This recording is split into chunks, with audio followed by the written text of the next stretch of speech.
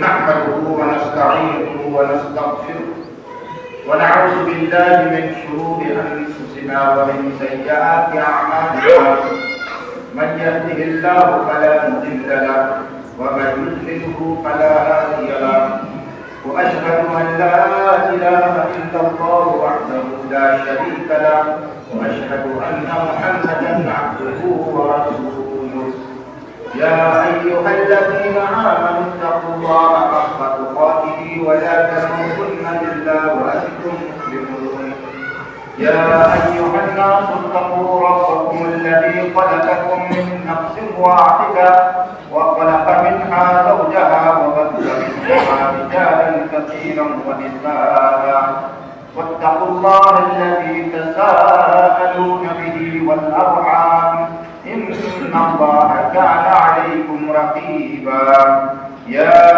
أيها الذين آمنوا اتقوا الله وقولوا قولا سديدا يصلح لكم أعمالكم ويغفر لكم ذنوبكم ومن يطع الله ورسوله فقد فاز فوزا عظيما أما بعد فإن خير الحديث كتاب الله وخير الهدي هدي محمد صلى الله عليه وسلم وشر الأمور محدثاتها وكل محدثة بدعة وكل بدعة ضلالة وكل ضلالة في النار فأعوذ بالله السميع العليم من الشيطان الرجيم بسم الله الرحمن الرحيم قاف والقرآن المجيد بل عجبوا أن جاءهم منذر منهم فقال الكافرون هذا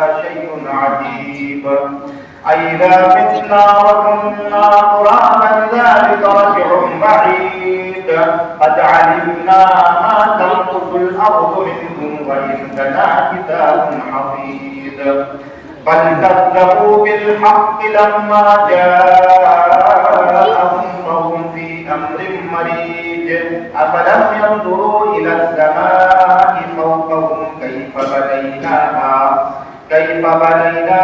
وزيناها وما لها من فروج والأرض مددناها وألقينا فيها رواسي وأنبتنا فيها من كل زوج بهيج تبصرة وذكرى لكل عبد منيب ونزلنا من السماء ماء مباركا فأنبتنا به جنات وحب الحصيد والنخل باسقات لها تسع نضيد رزقا للعباد وأحيينا به بلدة ميتا كذلك الخروج كذبت قبلهم قوم نوح وأصحاب الرس وثمود وعاد وفرعون وإخوان لوط وأصحاب الأيكة وقوم تبع كل كذب الرسل فحق وعيد أفعينا بالخلق الأول بل هم في لبس من خلق جديد أعوذ بالله السميع العليم من الشيطان الرجيم بسم الله الرحمن الرحيم واعبدوا الله ولا تشركوا به شيئا وبالوالدين إحسانا وبذي القربى واليتامى والمساكين والجار ذي القربى والجار الجنب والصاحب بالجنب وابن السبيل سورہ النساء سورہ نمبر 4 آیت نمبر 36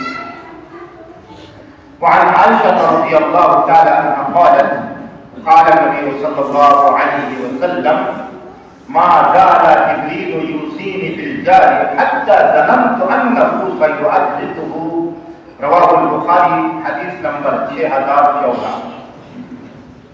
وعن أبي هريرة رضي الله تعالى عنه قال قال رسول الله صلى الله عليه وسلم من كان يؤمن بالله واليوم الآخر فليكرم جاره وفي رواية فليحسن إلى جاره رواه مسلم حدیث نمبر 5373.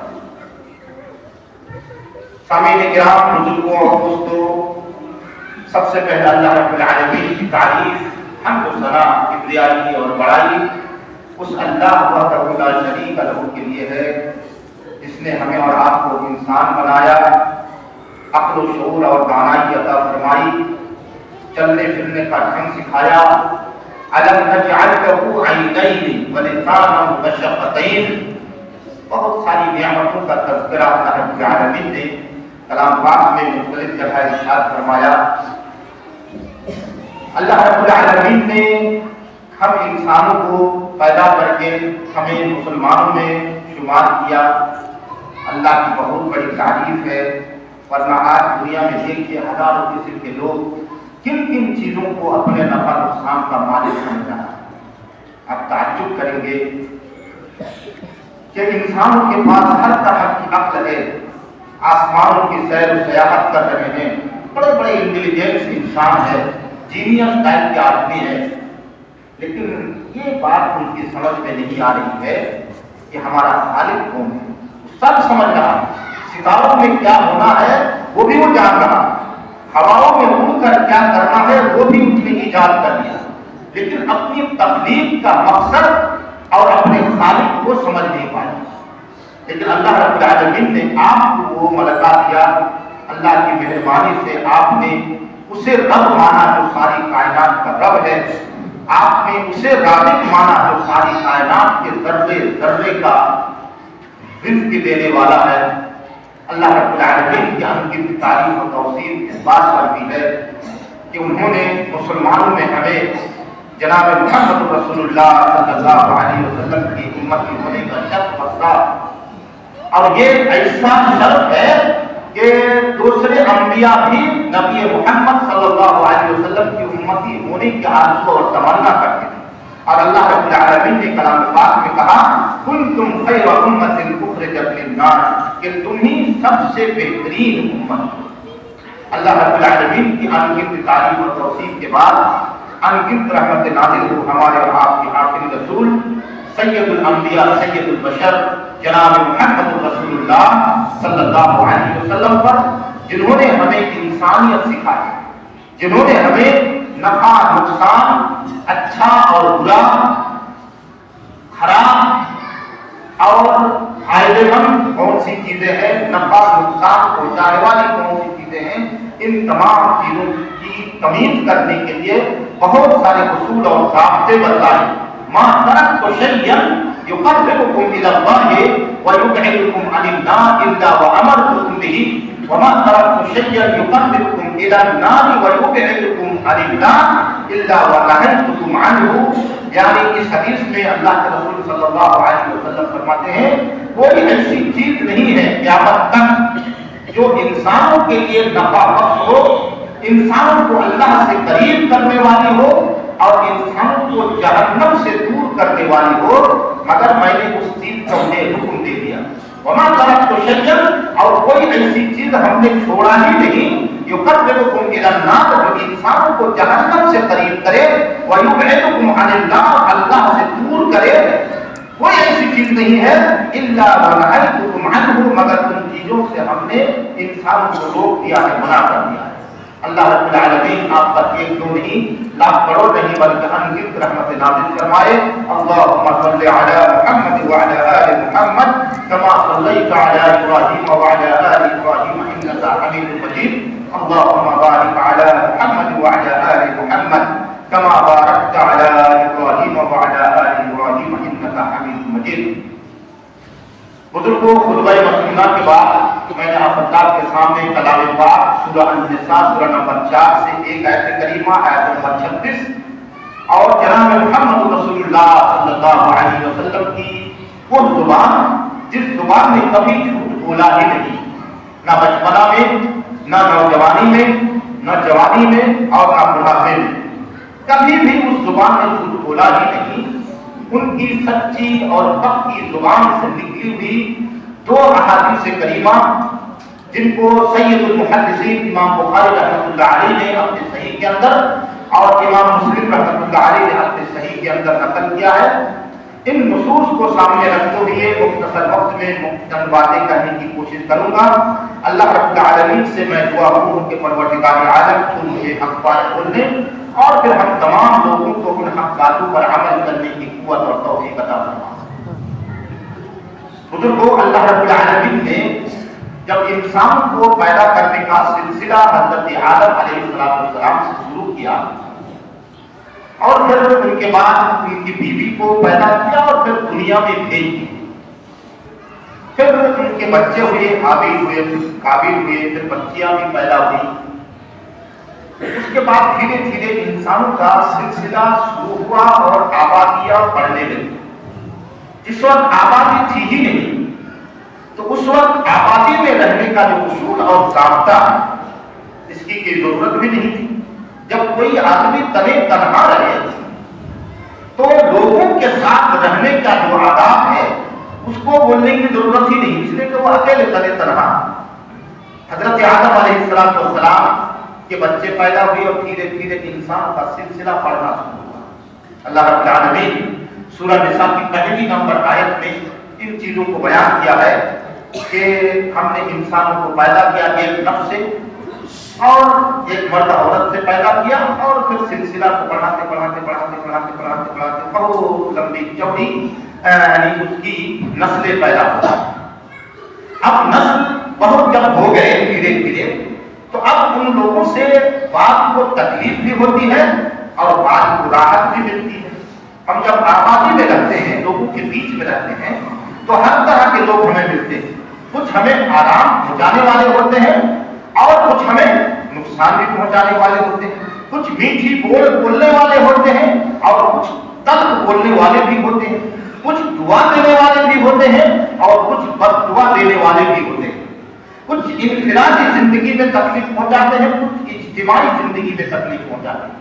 لیکن اللہ رب العالمین نے لوگوں کے بیچ میں رہ کر جو انسان اس طرح سے زندگی گزارے کہ تقوی سیانی ہو تو وہ انسان اچھا ہوتا ہے۔ اللہ کے نزدیک مالداری کوئی معنی نہیں رکھتا، اللہ کے نزدیک پڑھا لکھا کوئی معنی نہیں رکھتا، اللہ رب العالمین کے نزدیک کالا اور گورا کوئی معنی نہیں رکھتا، اللہ رب العالمین کے نزدیک خاندان اونچا ہے یا بے خاندان اور چھوٹے خاندان کا ہے اس سے بھی کوئی فرق نہیں پڑتا۔ اللہ رب العالمین کے نزدیک فرق پڑتا ہے تو صرف اس طرح سورۃ الحجرات کے اندر آیت نمبر 13 میں اللہ رب العالمین نے فرمایا یا ایھا الناس انا خلقناکم من ذکر و انثى وجعلناکم شعوبا وقبائل لتعارفوا، اے انسانوں ہم نے تمہیں ایک انسان اور ایک مرد اور ایک عورت سے پیدا کیا، پھر تم کو ہم نے بڑھایا اور خاندان اور نسب تمہارے بن گئے، وجعلناکم شعوبا وقبائل، تمہارے اندر خاندان اور قبیلے بنے۔ لیکن اللہ رب العالمین کے نزدیک معنی رکھتا ہے تو کیا ان اکرمکم عند اللہ اتقاکم، تمہارا تم میں سے اچھا انسان میرے نزدیک وہ ہے جن کے اندر تقوی اور پرہیزگاری ہے، وہ انسان اللہ کے نزدیک مکرم اور معظم ہے، وہ انسان اللہ کے نزدیک اچھا ہے۔ اس کے علاوہ اللہ کے نزدیک نہ گوروں کا، نہ کالوں کا، نہ بڑوں کا، نہ چھوٹوں کا، نہ امیر کا، نہ غریب کا، اس کا کوئی اعتبار ہے۔ اللہ کے نزدیک اعتبار ہے صرف ان اکرمکم عند اللہ اتقاکم، تمہارے تم میں سے وہ آدمی بہتر ہے جو متقی اور پرہیزگار ہے، جس کی زندگی اللہ رب العالمین کے بتلائے ہوئے طریقے کے مطابق گزر رہی ہے، وہ انسان اللہ کے نزدیک اچھا ہے۔ حقیقت میں معاشرے میں جب زندگی گزارتے ہیں تو زندگی گزارنے کے لیے کیا چاہیے ہمیں، جس کے بغیر خوشگوار زندگی گزارتی ہے۔ ایک منٹ کے لیے ہم لوگ بیٹھے ہوئے ہیں، سمجھانے کے لیے ہم لوگ قریب 400 آدمی بیٹھے ہوئے ہیں یا 300 آدمی بیٹھے ہوئے ہیں۔ اب ہم یہاں جب تک بیٹھے رہیں گے ہمیں اچھا لگے گا تب جب ہمارا دائیں بائیں آگے پیچھے والے آدمی اچھے ہوں۔ اگر ان میں سے کسی سے ہمیں تکلیف پہنچے تو یہ آدھا گھنٹہ بیٹھنا بھی ہمارے لیے مشکل ہو جائے۔ تو اللہ رب العالمین نے زندگی گزارنے کے لیے جن اصول اور ضابطوں کو بیان کیا ہے ان میں سے ایک اجتماعی زندگی میں کیسے ہم زندگی گزاریں کہ ہمارا معاشرہ سکون ہو، ہم زندگی کیسے گزاریں کہ ہر آدمی اچھی طرح سے زندگی گزارے، اس کے لیے اللہ رب العالمین نے کچھ اصول اور ضابطہ بنایا۔ اللہ رب العالمین نے یہاں پر ایک انسان کو کہا کہ تم اپنے والدین کے ساتھ حسن سلوک کرو. والدین کو کہا کہ تم اپنے اولاد کے درمیان انصاف کرو. تو وہیں پر اللہ رب العالمین نے اپنے ہمسایہ لوگوں کے ساتھ، پرتیویشی پڑوسیوں کے ساتھ، ارد گرد رہنے والے انسانوں کے ساتھ تم حسن سلوک کرو، اچھا ویوہار کرو، ان کو تکلیف نہ دو. اس کے بارے میں کلام پاک کے اندر اور اللہ کے رسول جناب محمد رسول اللہ صلی اللہ علیہ وسلم کے فرمان کے اندر بہت ساری تاکیدات موجود ہیں تاکہ انسان کی زندگی اچھی گزر جائے. اللہ کے رسول صلی اللہ علیہ وسلم قسم کھا کے فرماتے ہیں واللہ لا یؤمن، اللہ کی قسم وہ مومن نہیں ہو سکتا.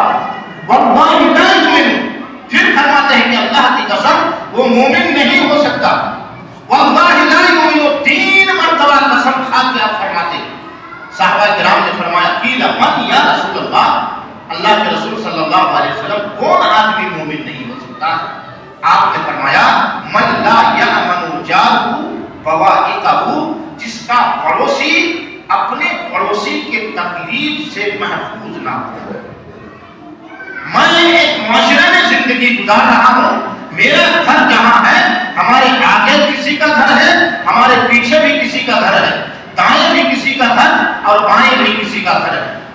وہ چاہے مسلمان ہو یا غیر مسلمان، وہ چاہے ہمارے رشتہ دار ہو یا رشتہ دار نہ ہو، وہ چاہے ہم سے امیر ہو یا وہ ہم سے غریب ہو. رہنے کے اصول اور ضابطہ اللہ رب العالمین نے اور اللہ کے رسول نے بیان فرما دیا، اور یہ بھی تاکید کر دیا کہ اللہ کی قسم وہ مومن نہیں ہو سکتا. واللہ لا یؤمن، اللہ کی قسم وہ مومن نہیں، اللہ کی قسم وہ مومن نہیں، اللہ کی قسم وہ مومن نہیں، ان کا ایمان مکمل نہیں. اور من لا یأمن جارہ بوائقہ، جس کا پڑوسی اس کی تکلیف سے محفوظ. اب ہم جس معاشرے میں رہتے ہیں، ہم میں سے ہر ایک آدمی مومن ہے. اللہ تعالیٰ ہم لوگ کے ایمان کو مضبوط کرے، ایمان کے ساتھ رہنے دے اور ایمان کے ساتھ خاتمہ ہو. کیا ایسا عمل ہم سے ہو تو نہیں رہا ہے کہ ہمارے ایمان میں کمی آ جائے؟ ایسا تو نہیں ہے کہ ہم اللہ کے رسول صلی اللہ علیہ وسلم کے اس فرمان کے زد میں ہم آ جائیں کہ اللہ کی قسم وہ مومن نہیں ہے جس کا پڑوسی اس کی تکلیف سے محفوظ نہ ہو. پھر اللہ کے رسول صلی اللہ علیہ وسلم نے ایمان کی علامت فرمایا کہ مومن کون ہے. فرماتے ہیں کہ من کان یؤمن باللہ والیوم الآخر، جو آدمی اللہ پر، یوم آخرت پر ایمان رکھتا ہے تو چاہیے کہ فلیکرم جارہ، چاہیے کہ وہ اپنے پڑوسی کے ساتھ اچھا ویوہار کرے، پڑوسی کو تکلیف نہ دے، کسی بھی طریقے پر تکلیف نہ دے. اب پڑوسی کتنے لوگوں کو کہتے ہیں پڑوسی؟ کیا ہمارا پورا معاشرہ ہمارا پڑوسی ہے؟ تو پڑوسی جان کی تعریف جب ڈکشنریوں میں دیکھیں گے، بڑے بڑے ڈکشنریوں میں، تو بہت بڑے بڑے علماء کرام مبین نے کہا کہ 40 گھر آپ کا پڑوسی ہے چاروں طرف. کچھ لوگوں نے کہا کہ اذان کی آواز، یعنی منہ سے اگر آزان دی جائے بغیر حمایت کے، تو جہاں تک آواز پہنچ رہی ہے وہ سب آپ کا پڑوسی. ان لوگوں کو آپ کے ذریعے سے اور ان لوگوں کے ذریعے سے آپ کو تکلیف نہیں ہونی چاہیے، کسی بھی قسم کی تکلیف.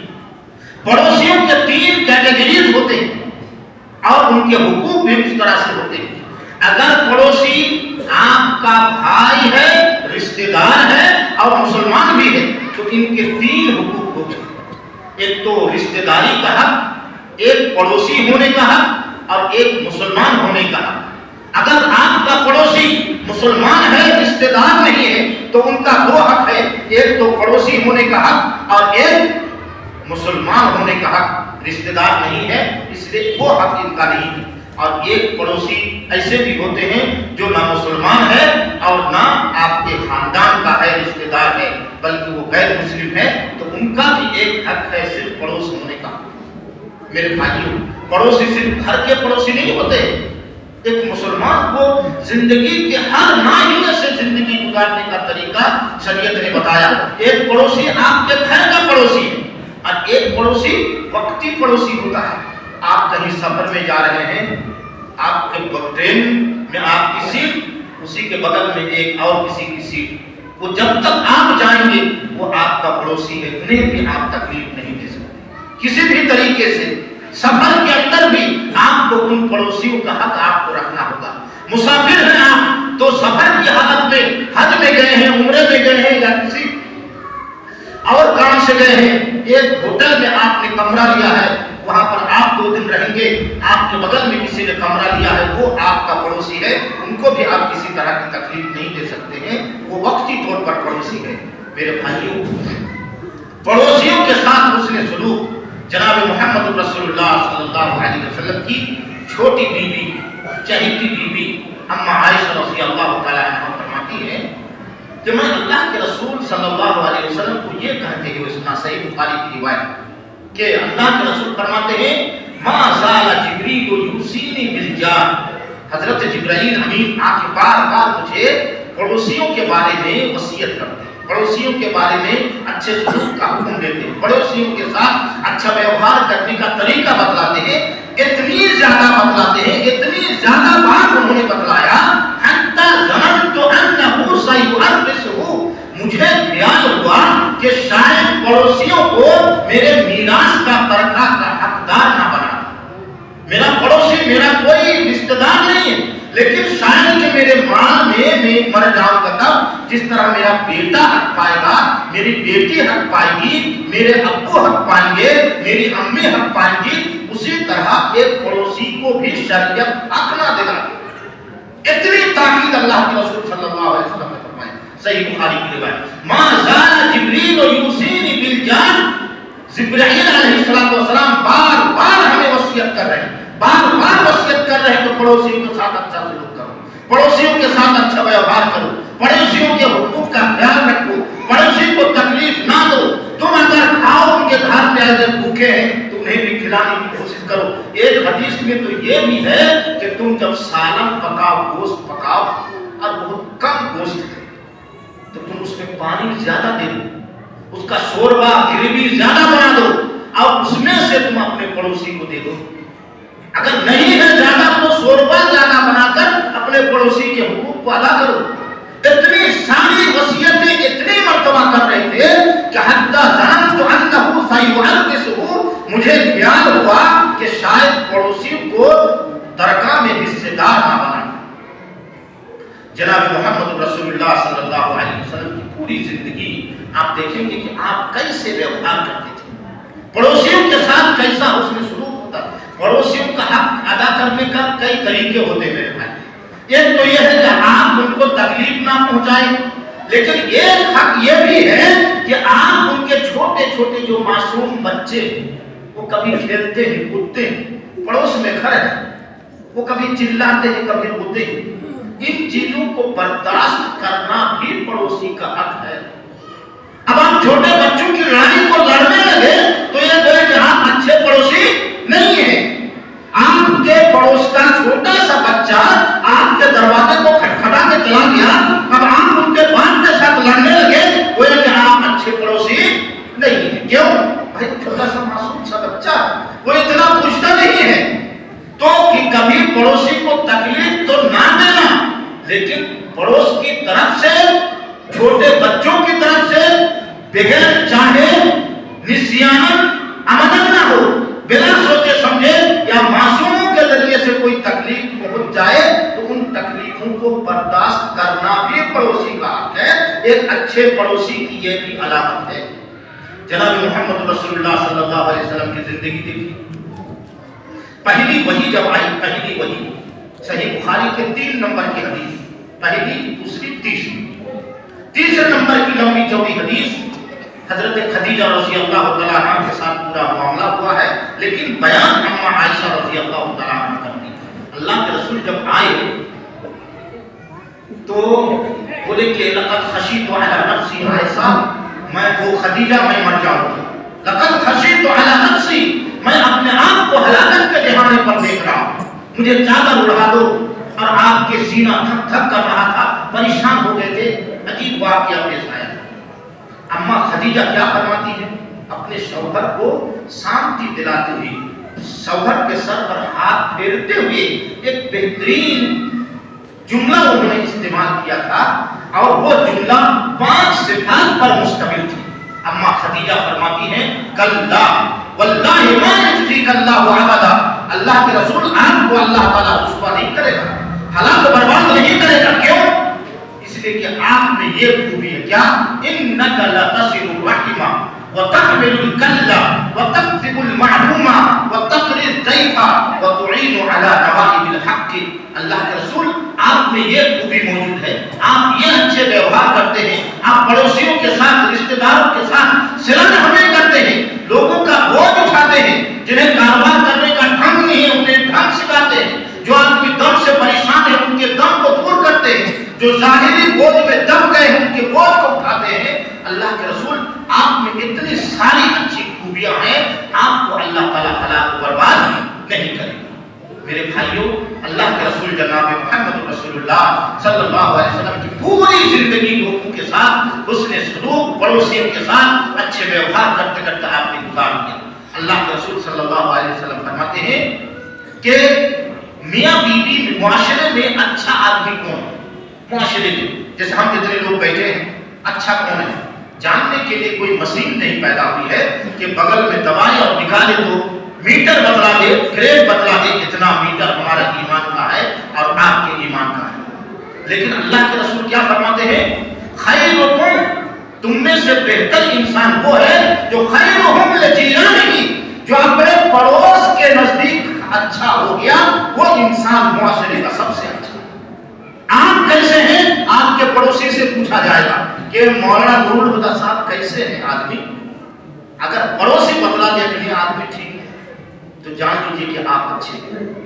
یہ جاننے کا ایک اعلیٰ اللہ کے رسول صلی اللہ علیہ وسلم نے فرمایا کہ خیرکم، تم میں آدمی وہ اچھا ہے جو خیرہم لجیرانہ، اپنے پڑوسی کے نزدیک جو آدمی اچھا بن گیا ہے وہ آدمی اچھا ہے۔ تو کیا ہم اپنے پڑوسی کے لیے اچھا بن پائے ہیں؟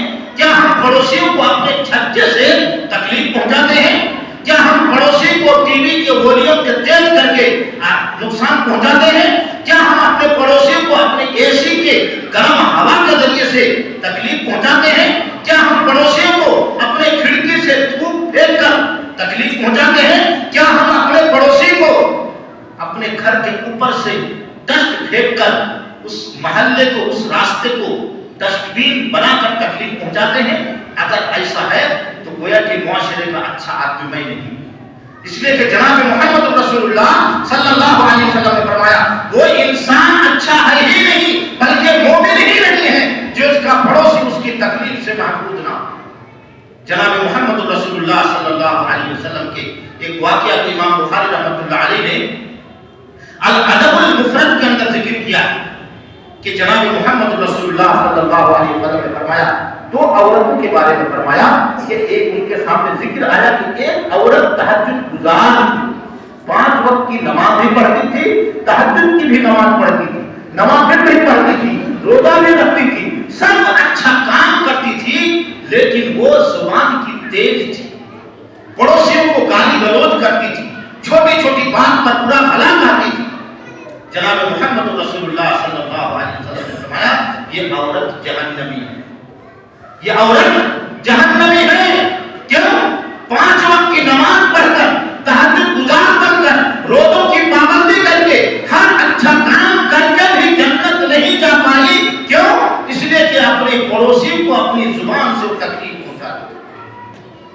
اور دوسری عورت کا تذکرہ ہوا کہ تہجد گزار تو نہیں تھی لیکن فرائض کی پابندی کرتی تھی، 5 وقت کی نماز پڑھتی تھی، تہجد نہیں پڑھ پاتی تھی، لیکن اپنے پڑوسیوں کے ساتھ ان کا ویوہار اچھا تھا، گالی گلوچ نہیں دیتی تھی، جتنا ہو سکتا تھا اچھا ویوہار کرتی تھی۔ نبی رحمت صلی اللہ علیہ وسلم نے فرمایا اس عورت سے کم عبادت کرنے کے باوجود یہ عورت جنتی ہے۔ کیوں؟ اس لیے کہ اس کے ذریعے سے اس کے پڑوسی کو تکلیف نہیں۔ جناب محمد رسول اللہ صلی اللہ علیہ وسلم نے صحابہ کو وقت ختم ہو گیا، بس یہ حدیث، حالانکہ بہت ساری باتیں تھی، یہ حدیث سنا کر ختم کرتا ہوں۔ آپ نے صحابہ کرام کو فرمایا کہ تم لوگ بتاؤ زنا کیا چیز ہے؟ زنا کہا کہ حرام ہے، حرمہ اللہ ورسولہ فہو حرام الی یوم القیامہ، اللہ رب العالمین نے، اللہ کے رسول نے اسے حرام کر دیا ہے اور قیامت تک زنا کاری حرام ہے۔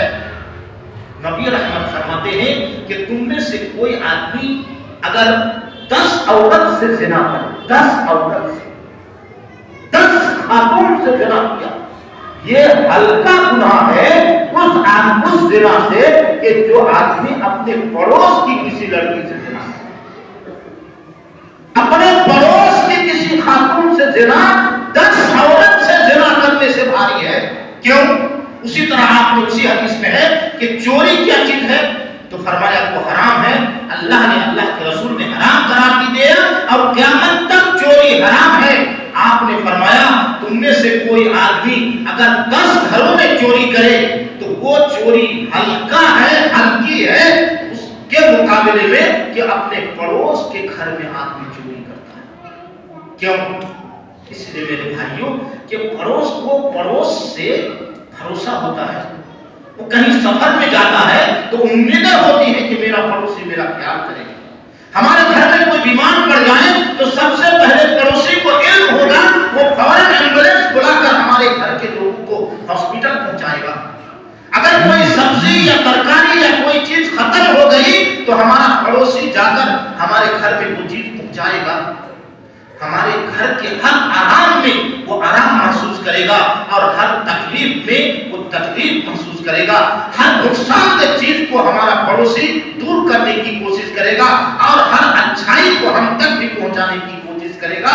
ہر آدمی یہ کوشش کرتا ہے اور چاہت ہوتی ہے، لیکن اگر پڑوس ہی ایسا ہو جائے، گندگی اگر گھر میں آ جائے، قریب میں آ جائے تو آدمی چل نہیں سکتا۔ میرے بھائیوں اگر پڑوسی خراب ہو جائے نا تو زندگی گزارنا محال ہو جاتا ہے۔ کیسے جانتے ہیں؟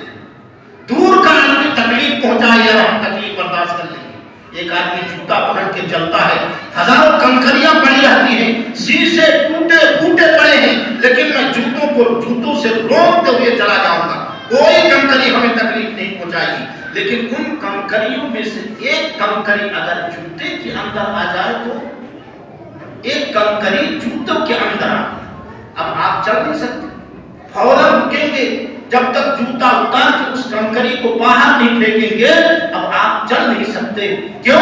اس لیے کہ اب نقصان دہ چیز آپ کے اندر آ چکی ہے، اس لیے اب چلنا ممکن نہیں ہے۔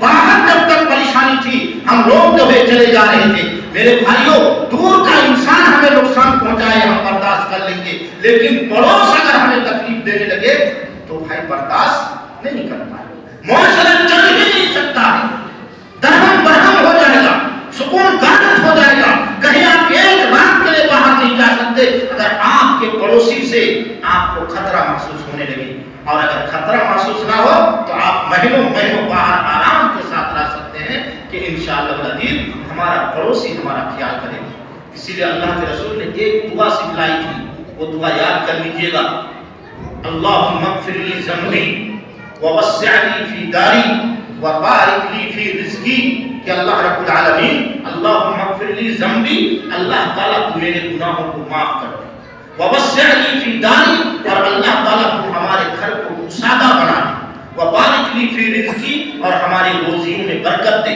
تو بیچ والا جملہ جو ہے ووسع لی فی داری، ہمارے گھر کو گشادہ بنا دے، کیا مفہوم ہے؟ گھر بہت بڑا ہو جائے، بہت بڑا 2-4 بیگھہ کا گھر ہو جائے نہیں، گھر پرامن ہو جائے، گھر مامون ہو جائے، پڑوسی اچھے مل جائے، پڑوسی کی طرف سے کوئی تکلیف ہمیں نہ پہنچے، اتنا بہترین ماحول والا گھر ہمیں دے دے، یہ ہے ووسع لی فی داری وبارک لی فی رزقی، اللہ تعالیٰ ہماری روزیوں میں برکت عطا فرما۔ سامعین کرام 6 منٹ زیادہ ہو گیا، معذرت چاہتا ہوں۔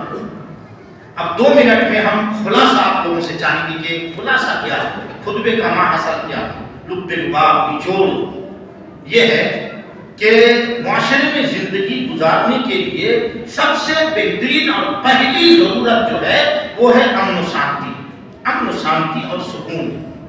کہاں بھی ہم زندگی گزاریں گے، سکون اگر ہے، کھانا پینا اگر تھوڑا کم بھی ہے تو چلے گا، لیکن اگر سکون نہ ہو تو نہیں چلے گا۔ سکون کے لیے ضروری ہے کہ ہم پڑوسی کو تکلیف نہ دیں اور ہمارا پڑوسی ہمیں تکلیف نہ دے. معاشرہ امن و سکون والا ہو، نہ ہم ان کے پیچھے پڑے نہ وہ ہمارے پیچھے پڑے، نہ ہم ان کے کاروبار سے جلیں نہ وہ ہمارے کاروبار سے جلے، نہ ہم ان کی ترقی سے آنکھ ببولا ہو جائے نہ وہ ہماری ترقی سے آنکھ ببولا ہو جائے، بلکہ ان کی ترقی سے ہمیں خوشی محسوس ہو. یہ اگر معاشرہ ہو جائے تو اس معاشرے میں زندگی گزارنا معلوم ہوگا کہ جنت کا چھوٹا موٹا نمونہ مل گیا. تو ہم میں سے ہر ایک آدمی کو کوشش کرنی چاہیے کہ ہم سے ہمارا پڑوسی کو تکلیف نہ ہو. ہم سے جتنا ہو سکے ہم اپنے پڑوسی کو آرام پہنچائیں گے، اور یہ ایمان کا بھی حصہ اور مسلمانوں کی ایک علامت بھی ہے. اللہ رب العالمین ہم لوگوں کو اپنے پڑوسیوں کے ساتھ اچھے سلوک کرنے کی قوت اور توفیق عطا فرمائے. اللہ رب العالمین ہم میں سے ہر ایک آدمی کو چاہیے کہ ان سے کسی پڑوسی کو تکلیف نہ پہنچے. اللہ رب العالمین ہمارا ایمان مضبوط بنا دے. پروردگار عالم ہم میں سے جتنے لوگ پریشان ہیں، بیمار ہیں، اللہ تعالیٰ ان کی بیماری کو دور فرما دے، انہیں شفائے کامل اور عاجل عطا فرما. اللہ رب العالمین ہمارے کاروبار میں برکت عطا فرما. پروردگار عالم ہمیں حلال روزی کمانے کی قوت اور توفیق عطا فرما. اللہ رب العالمین ہم میں سے جو دنیا سے چلے گئے ہیں، اللہ تعالیٰ ان کی برکتی زندگی کو آرام دہ بنا. انہوں نے جو نیک اعمال کیے ان کے نیک اعمال کو قبول فرما، ان کے گناہوں کو بخش دے. اقول قولی ھذا واستغفر اللہ لی ولکم ولسائر المسلمین فاستغفروہ انہ هو